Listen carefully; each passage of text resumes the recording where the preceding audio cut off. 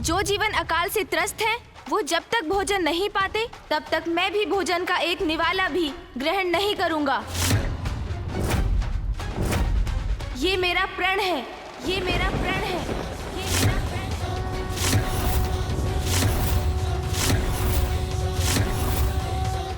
ये कैसा प्रण ले लिया गणेश ने? इतना बड़ा त्याग करेगा गणेश?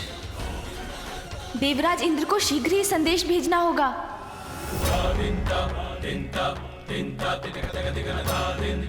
सून जी,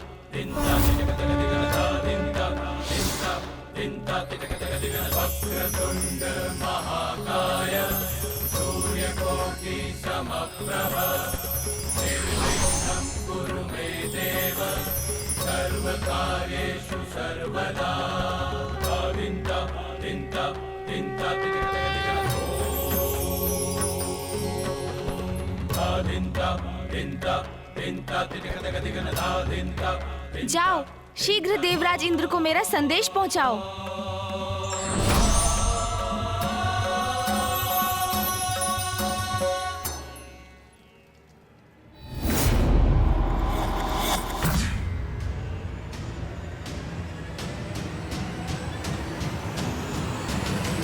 प्रणाम देवराज।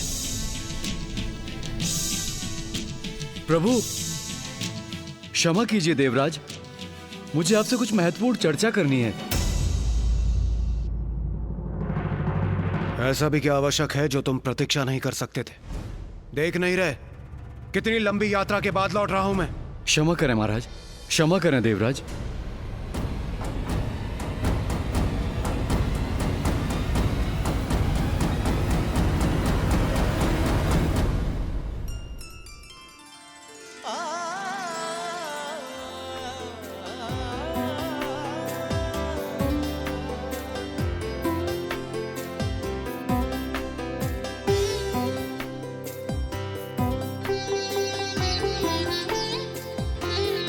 स्वामी,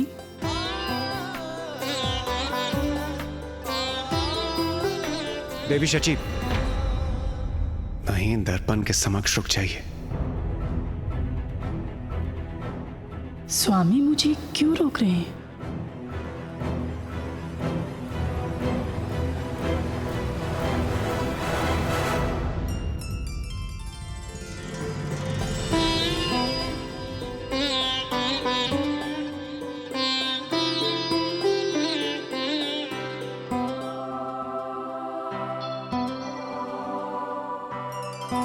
कितना समय बीत गया है ना आपके इस अनुपम सौंदर्य को निहारे। अब कहीं जाकर मुझे अवकाश प्राप्त हुआ है। स्वामी, मुझे इस सुख का आनंद लेने दीजिए प्रिय। अति सुंदर। स्वामी, आपने तो मुझे महादेव और देवी पार्वती के विवाह पर देखा था ना?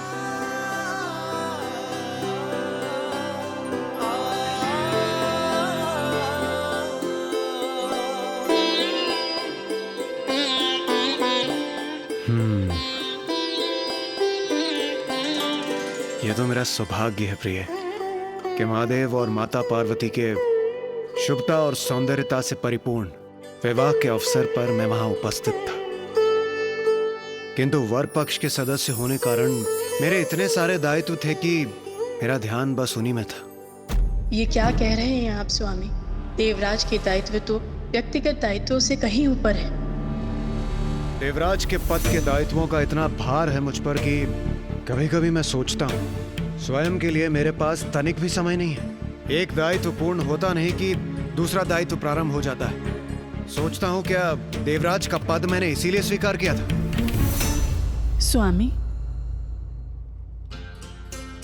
ऊंचे पद के उत्तरदायित्व भी बड़े होते हैं।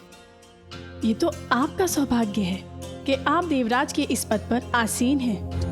देवी शची, बस कीजिए। ये पद, कार्यभार, उत्तरदायित्व की बातें छोड़िए ये सब कुछ। वैसे भी इतने समय बाद तो मुझे समय मिलेगा कुछ विश्राम और मनोविनोद करने का। इसे यूं ही गंवाना उचित नहीं होगा प्रिय।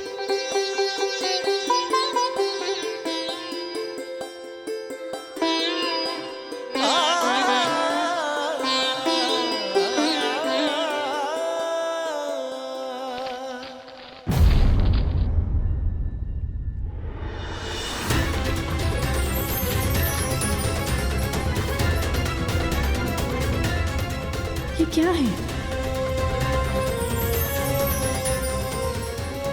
सूखा पत्ता स्वर्ग में? स्वामी,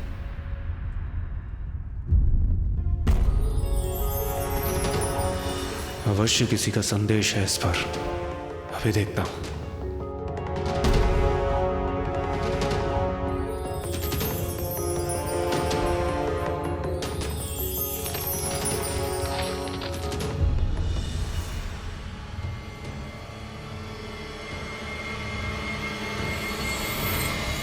देवराज, आपसे कुछ अत्यंत महत्वपूर्ण विचार विमर्श करना है, इसलिए आप शीघ्र कैलाश आ जाइए।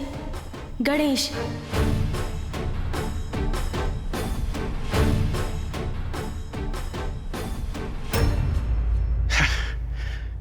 अभी अभी तो आया हूं और अभी चला जाऊं? स्वामी,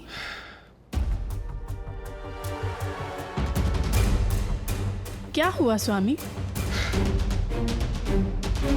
ये देखिए देवी शची, कार्य कार्य बस कार्य। गणेश जी ने मुझे देवराज को पुनः कैलाश बुलाया।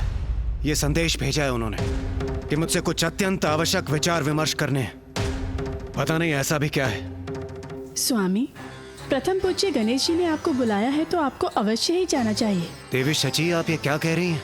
मैं उन्हीं के कार्यों में तो व्यस्त था। महादेव और माता पार्वती के विवाह से अभी अभी तो मैं लौटा हूं। इस प्रकार तो आजीवन मैं उन्हीं के कार्यों में बंधा रहूंगा और स्वयं के लिए, विश्राम के लिए मेरे पास तनिक भी समय नहीं बचेगा। स्वामी, उन्होंने बुलाया है तो अवश्य ही कोई महत्वपूर्ण कार्य होगा। आपको निसंकोच वहां जाना चाहिए। विश्राम तो आप लौटकर भी कर सकते हैं। नहीं देवी शची, इस प्रकार तो एक कार्य का चक्र कभी नहीं थमेगा। मुझे स्वयं ही कुछ सीमाएं निर्धारित करनी होंगी। क्या देवराज होते हुए मुझे इतनी भी स्वतंत्रता नहीं है कि मैं तनिक विश्राम कर सकूं? नहीं, मैं नहीं जाऊंगा। मैं अपने सारथी मातली को ही भेज दूंगा। वही जाकर गणेश जी से पूछ लेंगे कि ऐसा भी क्या आवश्यक कार्य है। स्वामी, ये उचित नहीं कर रहे हैं। कुछ सुख भोगने के अवकाश का तो देवराज को भी अधिकार है।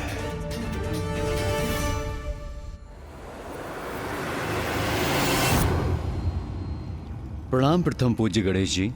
प्रणाम कुमार कार्तिकेय। मैं देवराज इंद्र का सारथी मातली हूं। उन्हीं के आदेश अनुसार आपके समक्ष उपस्थित हुआ हूं। आप अकेले आए हैं? देवराज स्वयं नहीं आए? जी नहीं, वो बहुत थके हुए थे। उन्हीं के आदेश के अनुसार मैं आपके पास आया हूं। मैं आपका संदेश उन तक पहुंचा दूंगा। थके हुए थे, ये कारण है उनके नहीं आने का? मातली जी, देवराज को मेरा संदेश दीजिए कि मैं उनसे अभी मिलने का इच्छुक हूँ। प्रथम पूज्य होने के नाते ये मेरा आदेश है। अवश्य प्रभु। ये कैसा अनुचित आचरण किया देवराज ने? मेरा संदेश पाकर देवराज स्थिति की गंभीरता अवश्य समझेंगे। मुझे विश्वास है वो मेरे संदेश का मान रखेंगे।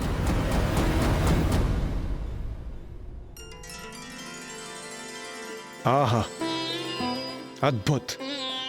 आज तो आपके हाथों से परोसा भोजन भी अत्यंत स्वादिष्ट प्रतीत होता है। स्वामी,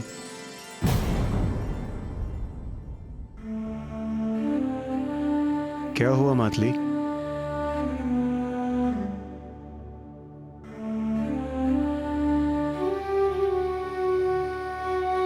देवराज को मेरा संदेश दीजिए कि मैं उनसे अभी मिलने का इच्छुक हूँ। प्रथम पूज्य होने के नाते ये मेरा आदेश है।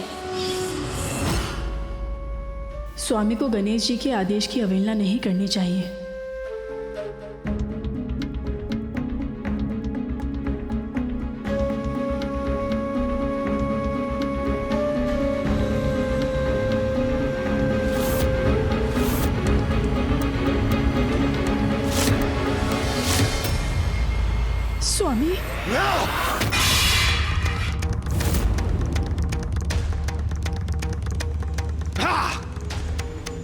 देवराज इंद्र हूं मैं, तो क्या सभी के दिए आदेशों को स्वीकार करने का निरादर होऊंगा? कदापि नहीं। शांत हो जाइए स्वामी। शांत नहीं होऊंगा मैं। आज ही महादेव से भेंट करूंगा मैं और इस विषय में बात करूंगा उनसे। रुक जाइए स्वामी, स्वयं को शांत कीजिए। इस बात को बढ़ाने का कोई लाभ नहीं। बात तो अब बढ़कर रहेगी देवी शची। देवराज इंद्र हूं मैं, कोई अन्य देवता मुझे आदेश दे ये मुझे कदापि स्वीकार नहीं। स्वामी, मात्र माता पार्वती और भोलेनाथ का पुत्र होने कारण हम उन्हें वो पद प्रदान कर दे जिस पद की योग्यता प्रमाणित करने के लिए उन्होंने अब तक कुछ भी नहीं किया। आपका अभिमान मेरे पुत्र के अपमान का कारण नहीं बन सकता। स्वामी का इतनी क्रोधित अवस्था में जाना उचित नहीं, किंतु उनको रोकना भी तो संभव नहीं है। किंतु पिताश्री, देवराज ने अपने सारथी मातली को मेरे पास भेज दिया। हाँ पिताश्री, देवराज का ये व्यवहार सर्वथा अनुचित है। ऐसा प्रतीत होता है कि देवराज इंद्र के भीतर अभी भी अहंकार शेष है, जो इस पद पर होने वाले के लिए सर्वथा अनुचित है। जो जितने ऊंचे पद पर आसीन होता है उसे उतनी ही चुनौतियों और परीक्षाओं का सामना करना पड़ता है। अब देवराज इंद्र की भी एक कठिन परीक्षा का समय आ गया है।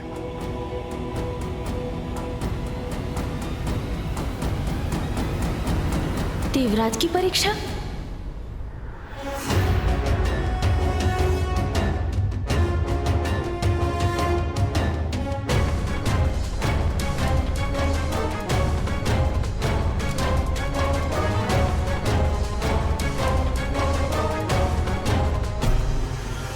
आपका कल्याण हो इंद्रदेव।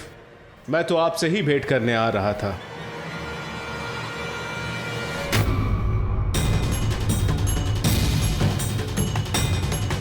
ये क्या, देवराज ने मुझे देखा तक नहीं? देवराज, देवराज सुनिए। देवराज। देवगुरु बृहस्पति।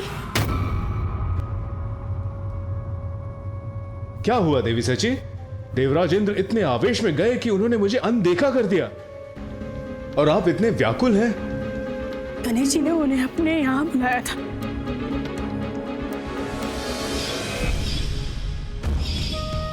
क्या देवराज होते हुए मुझे इतनी भी स्वतंत्रता नहीं है कि मैं तनिक विश्राम कर सकूं? नहीं, मैं नहीं जाऊंगा। मैं अपने सारथी मातली को ही भेज दूंगा। देवराज को मेरा संदेश दीजिए कि मैं उनसे अभी मिलने का इच्छुक हूँ। प्रथम पूज्य होने के नाते ये मेरा आदेश है। उसके बाद ये सब हो गया। मैं आपसे विनती करती हूँ देवगुरु बृहस्पति, आप स्वामी के साथ कैलाश चले जाइए, कहीं वो क्रोध में आकर कोई भूल न कर बैठे। मैं आपसे विनती करती हूँ देवगुरु, कृपया कर आप उनके साथ चले जाइए। उचित है देवी।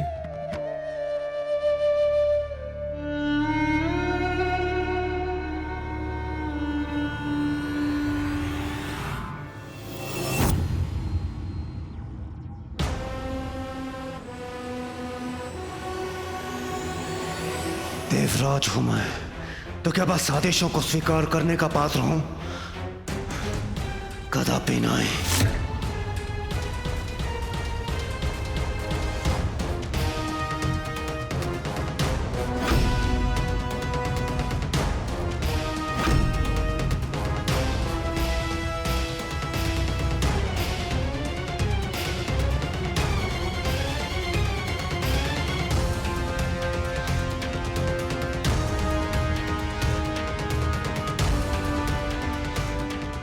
रुक जाइए देवराज इंद्र, रुक जाइए।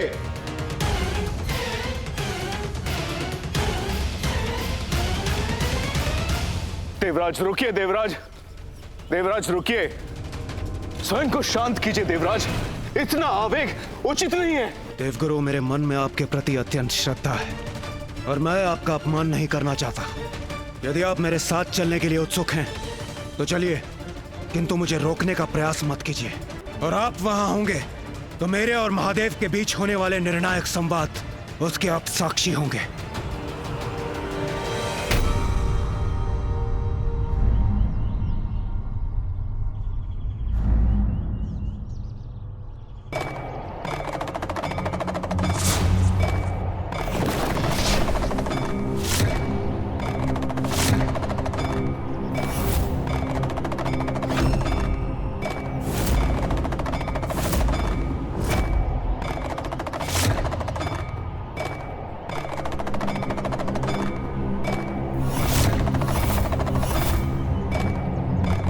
वहां कौन है वो?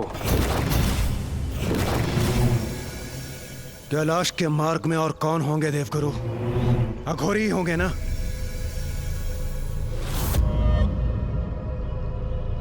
ए अघोरी, देवराज हूं मैं, हटो मेरे मार्ग से।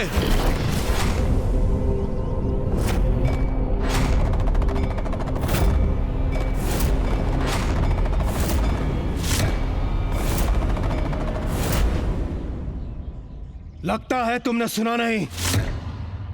शांत हो जाइए इंद्रदेव, मुझे बात करने दीजिए। समझाइए इस दुष्ट अघोरी को, बताइए इसे कौन हूं मैं।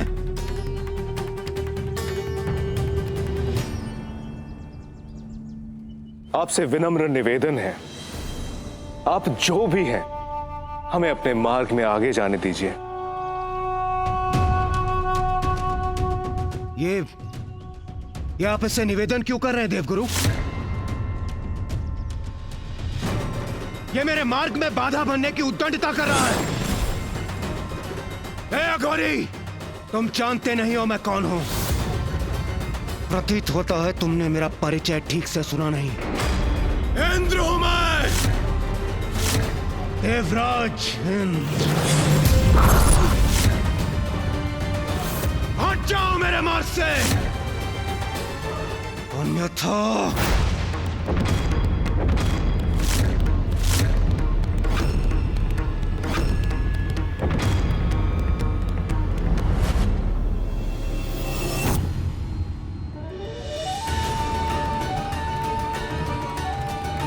देवराज इंद्र का अहंकार उन पर और हावी हो रहा है।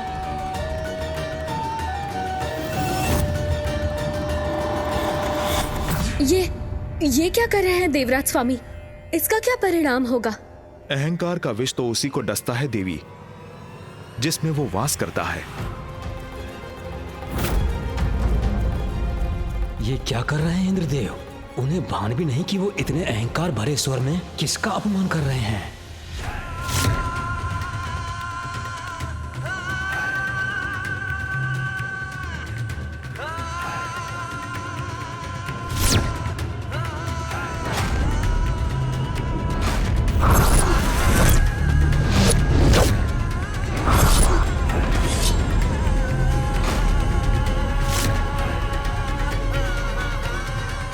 शक्ति नहीं है क्या?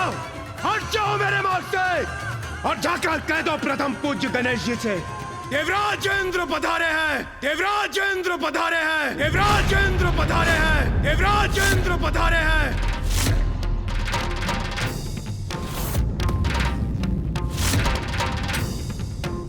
देवराज की ये अहंकार जनित उद्दंडता उचित नहीं। अहंकार व्यक्ति में ऐसा बुद्धि भ्रम उत्पन्न करता है कि वो अपने तक में ही सीमित हो जाता है और फिर उसमें किसी को भी पहचानने का सामर्थ्य नहीं रहता। देवराज स्वयं अपने पतन को निमंत्रण दे रहे हैं। तुम मेरे आदेश का उल्लंघन करने की धृष्टता कर रहे हो अघोरी। तुम्हें मेरा देवराज इंद्र का आदेश सुनाई नहीं दिया? हट जाओ मेरे मार्ग से। शांत हो जाइए इंद्रदेव। कदाचित इनका स्वास्थ्य बिगड़ा हो या उनके तन पर ऐसा कोई घाव हो जिसके कारण वो विवश हो रहे हैं। इसीलिए हमें क्रोध से नहीं, सहानुभूति का व्यवहार करना चाहिए। यदि स्वास्थ्य ठीक नहीं है या फिर कोई घाव है तो किसी वैद्य के पास जाना चाहिए। यहाँ मार्ग पर बाधा बनकर क्या ये स्वस्थ हो जाएंगे? इंद्रदेव, ये कैलाश का मार्ग है।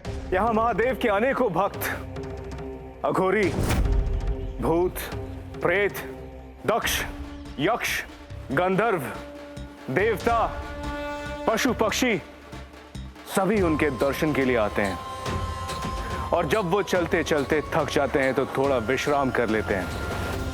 महादेव के निवास कैलाश के इस मार्ग पर यदि आपने महादेव के भक्त के साथ दुर्व्यवहार किया तो कहीं महादेव आपसे कुपित न हो जाए। वाह देवगुरु बृहस्पति, वाह! आपके मुख से भी मुझे यही वचन सुनने को मिले। महादेव का भक्त, महादेव के नियम, महादेव क्रोधित हो जाएंगे, महादेव महादेव महादेव महादेव, ये सुन सुनकर थक चुका हूं मैं। कदाचित आपको ये स्मरण करने की आवश्यकता है, मैं देवराज यहां आने पर विवश क्यों हुआ। महादेव पुत्र के आदेश की मर्यादा रखने के लिए ना, अन्यथा मैं भी इस अघोरी के समान विश्राम कर रहा होता, किंतु यहाँ मार्ग में बाधा बनकर नहीं, अपने भवन में। इंद्रदेव, महादेव का अपमान उचित नहीं। स्मरण तो आपको रखना चाहिए। विपत्ति जब आती है मती मारी जाती है। जब देखो कैलाश का ही कोई कार्य करने पर विवश रहता हूं मैं। पहले महादेव मुझे बुला लेते थे और मुझे आना पड़ता था, और अब उनके पुत्र प्रथम पूज्य बनकर अपने आदेशों का पालन करवा रहे हैं मुझसे, और यहाँ यह अघोरी मेरे मार्ग में पड़ा है। यदि उनके भक्त थकते हैं तो महादेव को अपने भक्तों के लिए विश्राम स्थल बनाना चाहिए। उनके भक्तों की विश्राम की चिंता करना मेरा दायित्व नहीं है। ए अघोरी, तुम जो भी हो, चलो उठो यहां से।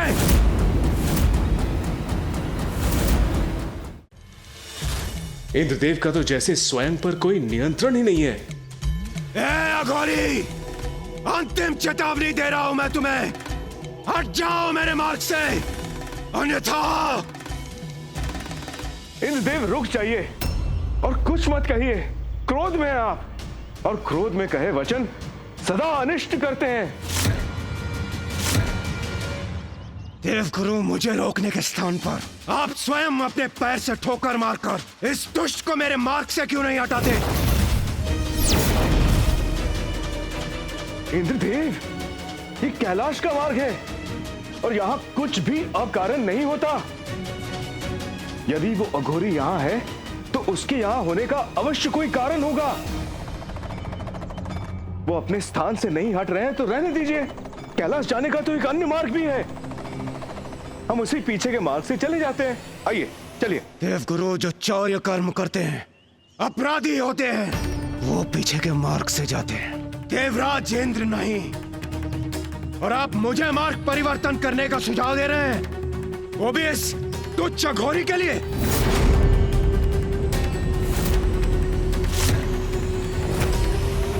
ये आप क्या कह रहे हैं देवराज इंद्र? कैलाश जाने के सभी मार्ग भगवान शिव महादेव तक ही ले जाते हैं। बस, बहुत हुआ अब। इतना कठोर स्वर, इतने रूखे वचन, ये क्या हुआ है इंद्रदेव को?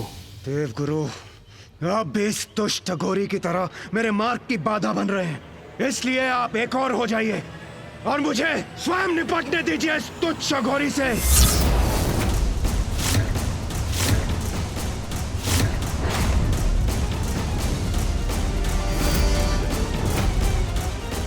आप क्या करने जा रहे हैं देवराज?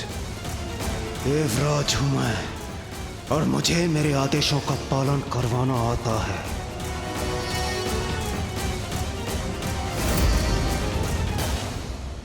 इंद्रदेव देवगुरु बृहस्पति से ऐसे अपमानजनक वचन कैसे बोल सकते हैं?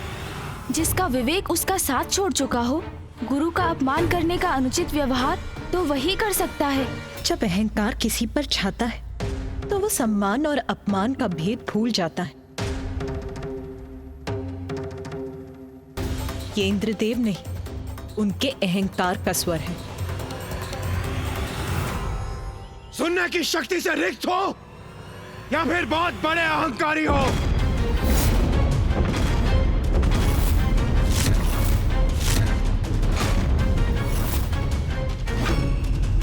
मुझे तो तुम बहुत बड़े मूर्ख प्रतीत होते हो। मेरे पैर की एक ठोकर खाओगे तो सुनने की शक्ति पुनः वापस आ जाएगी। तुम्हारा अहंकार चूर चूर हो जाएगा और बुद्धि भी वापस आ जाएगी।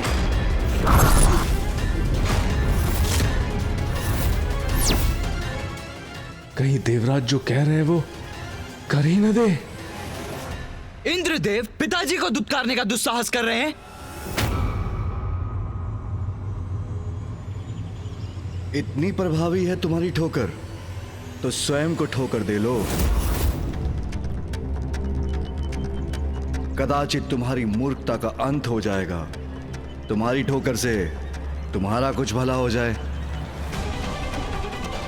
ऐसे वचन नहीं, ये कोई साधारण अघोरी नहीं है।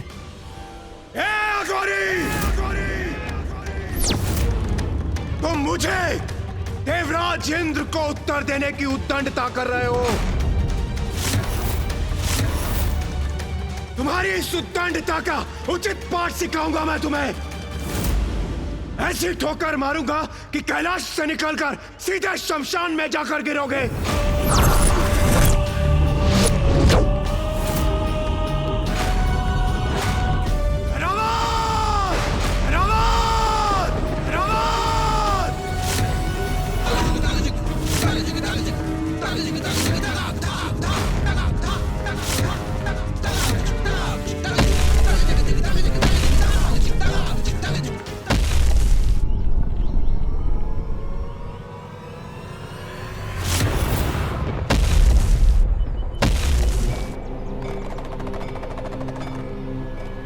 देवराज, आप ये क्या करने जा रहे हैं? मैं क्या करने वाला हूं वो अभी आपको ज्ञात हो जाएगा देवगुरु। एक बार मेरे एरावत को आ जाने दीजिए।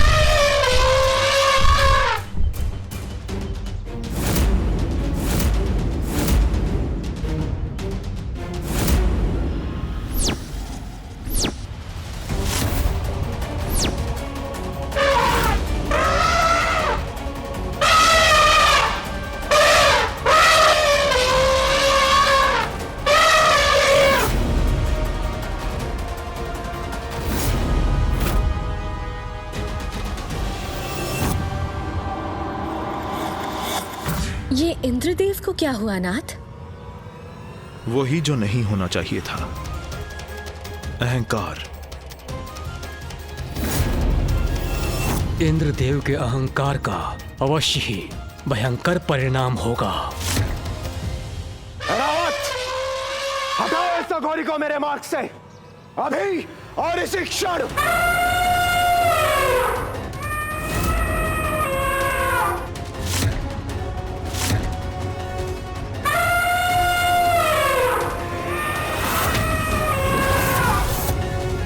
तो इसलिए ऐरावत का आवाहन किया था इंद्रदेव ने। इस परीक्षा में तो असफल होते ही प्रतीत हो रहे हैं इंद्रदेव। ऐरावत, कुचलो या ठोकर मारो, किंतु हटाओ इस अघोरी को मेरे मार्ग से, यह मेरा आदेश है।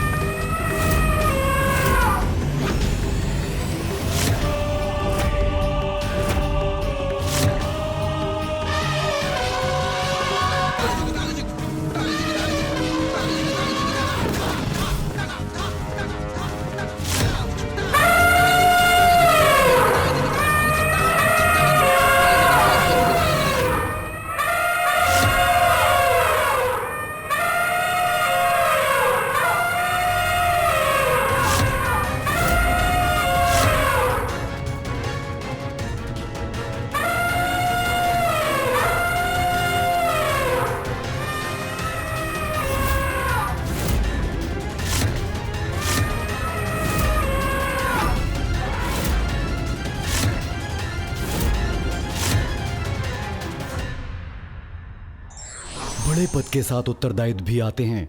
पद अभिमान उसकी गरिमा को धूमिल करते हैं।